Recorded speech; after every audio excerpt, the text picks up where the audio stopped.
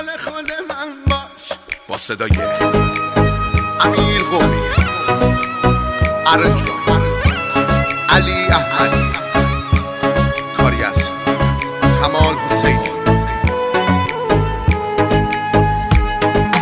مال خود من باش، لطفو بسپار به دلم، قلبمو میدم جاش. بدجوری میخوامت غیر من، هر کی که گفت دوست دارم گوش نده به حرفاش. مال خود من باش، مال خود من، مال خود من باش. سفید شدن طارم‌ها، دیدی خراب شدن آرزوها. خندیدی غمت چی کار کرده با ما، غمت چی کار کرده با ما. چقدر به هم می اومدی، به قلبم ضربه محکمی زدی. ای بابا چی شد یهو به هم زدی،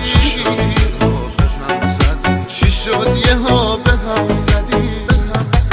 حالا برگشتی بعد 3 سال، کی به کی میگه بی معرفت، کی به کی میگه تو سنگدلی، کی باید از کی بخواد معذرت. حالا برگشتی بعد 3 سال، کی به کی میگه بی معرفت، کی به کی میگه تو سنگدلی، کی باید از کی بخواد معذرت.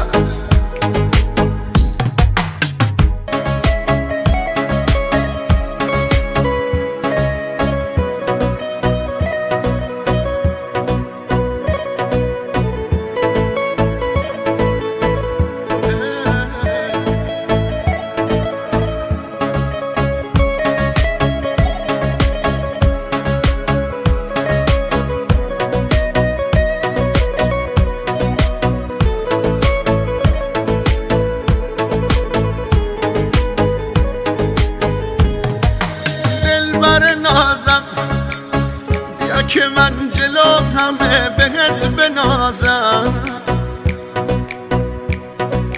بیا عزیزم از آن که من زندگیمو بازم ببازم. دلبر نازم، دلبر نازم، جوونیمو ازم گرفت وقتی دستای عشقمو گرفت. رفت و تو بغلش آروم گرفت، تو بغلش آروم گرفت.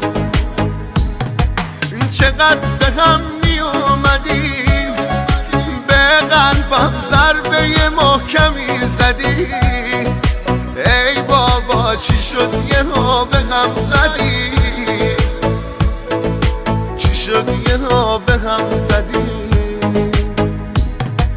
حالا برگشتی بعد 3 سال، کی به کی میگه بی معرفت، کی به کی میگه تو سنگدلی، کی باید از کی بخواد معذرت. حالا برگشتی بعد 3 سال، کی به کی میگه بی معرفت، کی به کی میگه تو سنگدلی، کی باید از کی بخواد معذرت. حالا برگشتی بعد 3 سال، کی به کی میگه بی معرفت، کی به کی میگه تو سنگدلی، کی باید از کی بخواد معذرت.